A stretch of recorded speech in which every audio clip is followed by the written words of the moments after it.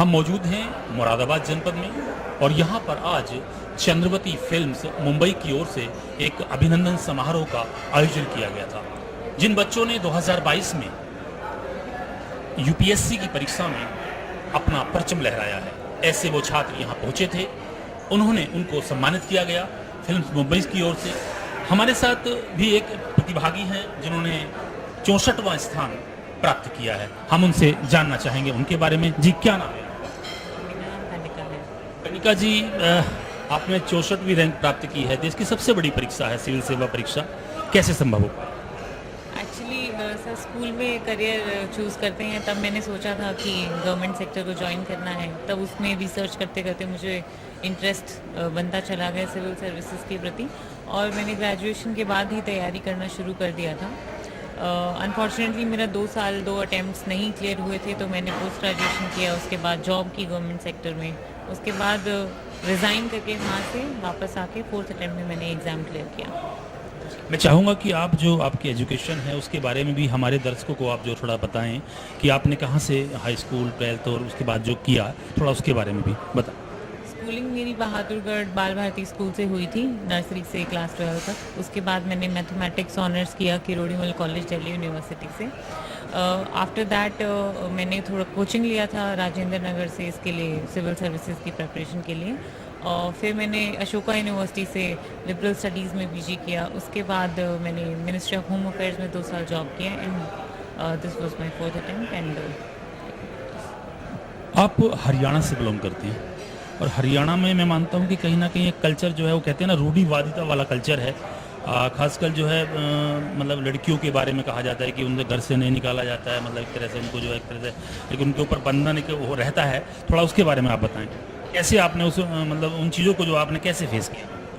देखिए, ये जो है थोड़ा विमेन सेंट्रिक इश्यूज जो हैं हमारी कंट्री में, ये पूरी कंट्री में ही ऑलमोस्ट हैं।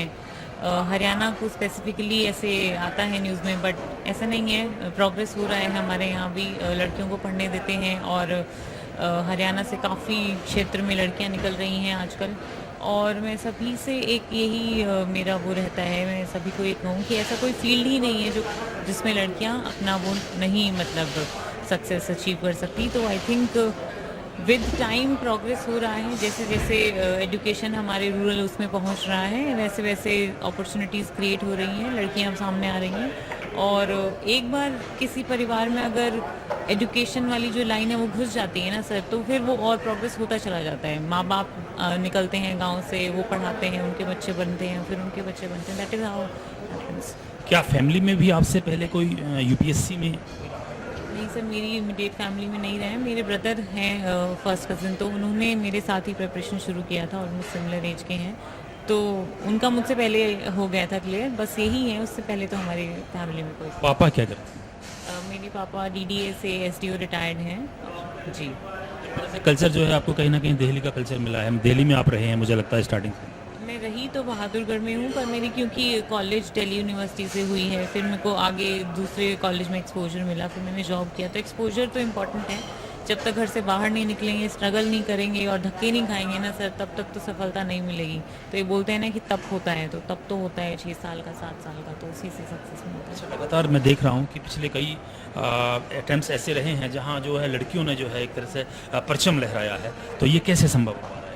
सर, इस एग्ज़ाम का अगर नेचर देखेंगे तो ये बहुत ही सिर्फ नॉलेज का एग्ज़ाम नहीं है। इसमें बहुत सारी चीज़ें चाहिए होती हैं, पेशेंस, मेंटल स्टेबिलिटी, एक परसिवरेंस, मेहनत करने की आदत, वहाँ पे राइटिंग स्किल्स चाहिए आपके। एग्ज़ाम्स में कुछ नहीं भी आता तो फिर सोच के बना के लिख के आने की वो सब चीज़ें, सिंसियरिटी चाहिए। तो ये सारी चीज़ें ना मुझे लगता है बाय डिफ़ॉल्ट थोड़ी सी ज़्यादा होती है लड़कियों पे।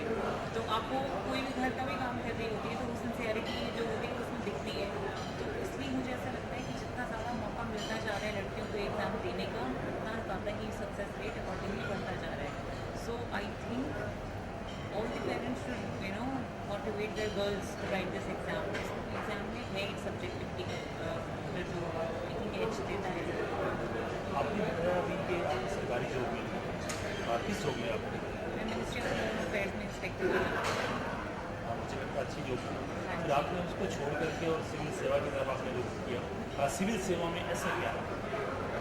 सर, सिविल सेवा में ऐसा क्या है, उसको देखते हुए तो मैंने स्टार्टिंग से ही वो चूज़ किया था, बट एक सेटबैक तो लगता है जब आप 2 बार नहीं देते तो हम दूसरे ऑप्शंस ढूंढने लग जाते हैं। तो इसी चलते मैंने एग्ज़ाम दे दिए थे 1-2 और मुझे मिल गई थी ये जॉब। मुझे लगा I should go for it, I got the opportunity और मैं वो साइकिल ब्रेक करना चाहती थी कि रिपीटेड अटेम्प्ट्स दे रहे हैं नहीं जाते। And finally sir civil services को में आने के लिए जो मोटिवेशन होती है वो एक बार अगर रियल है वो मोटिवेशन तो वो हमेशा तक रहेगी। मैंने बीच में इधर उधर अपना चूज़ करने की कोशिश की बट वेरी बिगिनिंग इंस्पायर्ड मुझे डाइवर्सिटी और अपॉर्चुनिटी से करियर में जो मिलती है उससे मैं काफ़ी अच्छा आने वाली परीक्षाओं के लिए उनकी मेरा सबको यही संदेश है कि ऐसा नहीं है कि सिविल सर्विसेज के पीछे दौड़ में भाग जाना है। जो सब्जेक्ट अच्छा लगता है उसमें एक्सेल कीजिए, डॉक्टर बनिए, इंजीनियर बनिए, मेडिकल इंजीनियर बनिए, ना जाने क्या क्या चीज़ें हैं। अपनी एम्प्लॉयबिलिटी बनाइए, स्किल्स बढ़ाइए, काम का लत आदत और हमारे इस तरह के जो समाज से जो होते हैं वहाँ पर भटकने की पॉसिबिलिटी बहुत आसानी से मिल जाती है। तो ऐसा नहीं है कि अगर आप किसान भी हैं तो अनपढ़ किसान बनेंगे, पढ़े लिखे किसान भी नहीं बन सकते। तो पढ़ाई तो चाहिए ही, पढ़ना है, सभी को पढ़ना है, इसका कोई दूसरा ऑप्शन नहीं। कहा जाता है कि थोड़ी हार्ड स्टडी जो है इसके लिए करनी पड़ती है। आप कितने घंटे स्टडी करते हैं? देखिए हार्ड स्टडी तो करनी पड़ती है और क्योंकि आपको बहुत सब कुछ पढ़ना है, बहुत बड़ा सिलेबस है। तो ऐसा नहीं है कि मैं 12-12 घंटे पढ़ती थी, मैं 8 घंटे 10 घंटे से कम 8 घंटे पढ़ती थी, बहुत सिंसियरली पढ़ती थी। उसमें जो मैं करती थी उसका आउटपुट मैं लिखती थी। तो ऐसा नहीं है कि आप पागल हो जाना है पढ़ते पढ़ते, अपना लाइफ को मेंटेन करके रखना, बैलेंस बनाना। आपने सुना कनिका जी को, आप 64वीं रैंक आपने जो है प्राप्त की है सिविल सर्विस सेवा में। लगातार हम आपको इसी तरीके से जो है इंटरव्यूज दिखाते रहेंगे, लगातार आप हमारे साथ बने रहिएगा इसी प्रकार से। धन्यवाद। आपने समय दिया।